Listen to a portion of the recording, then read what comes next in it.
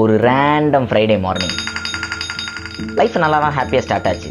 But I don't realise அந்த நாள் என் லைஃப்லேயே மறக்க முடியாத ஒரு நாளாக அமையும். Yes, that day my life was so fucked up and I literally wasted 30 days worrying about that incident, which is 720 hours and 43,200 minutes. எனக்கு அப்போ என்ன பண்ணுறதுனே தெரில, எங்கே போகிறதுன்னு தெரில, என்ன பண்ணிக்கிட்டு இருக்கேன்னு தெரில, யாரை போய் பார்க்கணும், யார்கிட்ட போய் அழுகணும், எதுவுமே தெரில. I thought my life was really fucked up. இதிலிருந்து நான் வெளியில் வர்றதுக்கான எடுத்த சொல்யூஷன் தான் இன்ஸ்டாகிராம். இதோ இவன் இருக்கான்ல, இவனுக்கு ஒரு ட்ரீம் இருக்குது.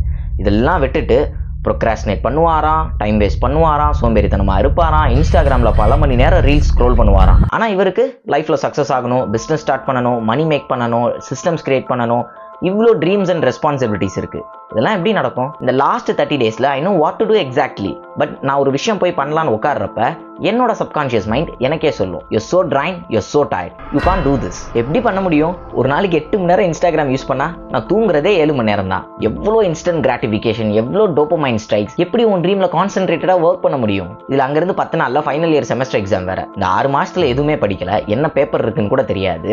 இந்த 10 நாளில் படித்தாதான் உண்டு. பட் மைண்ட் செட் இப்படி ஃபக்டப்பாக இருந்தால் எப்படி? படித்து பாஸ் ஆகணும்ல, பிகாஸ் ஃபைனல் செமஸ்டர், அரியர் இல்லாமல் வெளியில் வரணும். இதெல்லாம் ஒரு சைடு நடந்துக்கிட்டு இருக்கிறப்ப ரேண்டமாக ஒரு மிட் நைட்டில் எனக்கு ஒரு தாட் வந்துச்சு. என்னோட லைஃப்பை கொஞ்சம் கம்ப்ளீட்டாக சேஞ்ச் பண்ணிருச்சுன்னு கூட சொல்லலாம். இப்போ நான் அகைன் ப்ரொடக்டிவாக இருக்கிறதுக்கான ரீசனும் அதுதான். அந்த தாட் என்னன்னா, உன்னை சுற்றி நடக்கிற ப்ராப்ளம்ஸ்க்கான ரீசன் எதுவுமே எக்ஸ்டர்னல் ஃபேக்டர்ஸ் கிடையாது, உன்னோட மைண்ட் செட் தான். எனக்கு அப்போ தான் ஸ்டாய்சிசம்ல இருந்து ஒரு விஷயம் ஞாபகம் வந்துச்சு. ஒரு விஷயம் உன் கண்ட்ரோலில் இல்லைன்னா அதை ஏன் கண்ட்ரோல் பண்ணணும்னு நினைக்கிற? அதுலேருந்து விலகி போயிடு. பிகாஸ் அந்த விஷயம் உன் கண்ட்ரோலில் இல்லை. நீ ஏன் நினைச்சாலும் அது உன்னால கண்ட்ரோல் பண்ண முடியாது. அப்புறம் எதுக்கு அதை நினைச்சு ஒரி பண்ணிட்டு? இந்த ப்ராப்ளம்கான ரீசன் எல்லாமே எக்ஸ்டர்னல் ஃபேக்டர்ஸ் கிடையாது, உன்னோட மைண்ட் செட் தான். நான் சொல்றேன்ல, இது கேட்கறதுக்கு வேணா ரொம்ப ஈஸியாக இருக்கும். பட் ப்ராக்டிக்கலாக ஒரு விஷயத்துல இருந்து கம்ப்ளீட்டாக டிஸ்ட்ராக்ட் ஆகி உங்கள் கோல்ஸுக்கு எது எதுலலாம் ஃபோக்கஸ் பண்ணணுமோ அதில் ஃபோக்கஸ் பண்ணுறது ரொம்பவே கஷ்டம். பட் இருந்தாலும் பண்ணி தானே ஆகணும், பிகாஸ் ஐ ஹாவ் அ ட்ரீம்ல.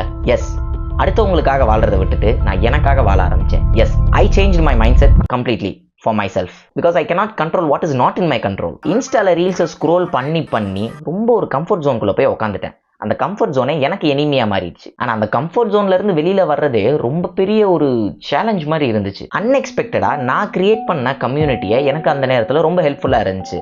அந்த கம்யூனிட்டியில் மெம்பர்ஸ்க்கு எக்ஸ்க்ளூசிவாக ஒரு பெக்ஸ் இருக்குது. என்னன்னா, அவங்க டே டு டே ஒரு சக்ஸஸ் பார்ப்பாங்கல்ல, அது எல்லாமே அதில் போஸ்ட் பண்ணிகிட்டே இருப்பாங்க. நான் டே டு டே சக்ஸஸ் பார்த்து 30 டேஸ் ஆயிடுச்சு. ஸோ நம்மளும் ஏதாச்சும் ஒன்று பண்ணணும்னு சொல்லிட்டு என் மைண்ட் செட்டை கம்ப்ளீட்டாக ஃபோக்கஸ் பண்ணி என்னோட ப்ரொடக்டிவாக இருக்கிற விஷயத்துக்கு எது இதெல்லாம் ஃபோக்கஸ் பண்ணணுமோ அதில் ஃபோக்கஸ் பண்ண ஸ்டார்ட் பண்ணேன். ஆனால் அதில் இருக்கிற எல்லா மெம்பர்ஸ்க்கும் தேங்க்ஸ். அண்ட் அதுலேயும் சில பேர் எனக்கு பர்சனலாக மெசேஜ் பண்ணுவாங்க, இந்த கம்யூனிட்டி கிரியேட் பண்ணதுக்காக ரொம்ப தேங்க்ஸ், இதனால தான் நான் ரொம்ப ப்ரொடக்டிவாக இருக்கேன், உங்களை மாதிரி ஒரு மென்டார் கிடைக்கிறதுக்கு நான் கொடுத்து வச்சிருக்கணும்னு தான் சொல்லுவாங்க. அந்த விஷயம் கேட்கும்போது I felt so proud and happy. And அதே கம்யூனிட்டி எனக்கும் மோட்டிவேஷனாக இருந்துச்சு. ஸோ அந்த கம்யூனிட்டி ரன் பண்ணுறதுக்காக அவங்களுக்காக ஆச்சு எந்திரிச்சு போய் வேலை பாரு, டிஸ்ட்ராக்டடாக இருக்காத, அந்த ப்ராப்ளம் நினச்சி ஒரி பண்ணாத அப்படின்னு எனக்கு நானே சொல்லிக்கிட்டேன். Because that problem is not in my control. நீங்களும் உங்கள் லைஃப்பில் ப்ரொக்ராஸ்டினேட் பண்ணிக்கிட்டு இருக்கீங்க, உங்கள் ட்ரீம் அச்சீவ் பண்ணுறதுக்கு ஏதோ ஒரு விஷயம் பேர்டனாக இருக்குது, ஏதோ ஒன்று ஹிண்ட்ரன்ஸாக இருக்குன்னு நினச்சிட்டு இருக்கீங்கன்னா அது உங்கள் மைண்ட் செட்டாக மட்டும்தான் இருக்கும்.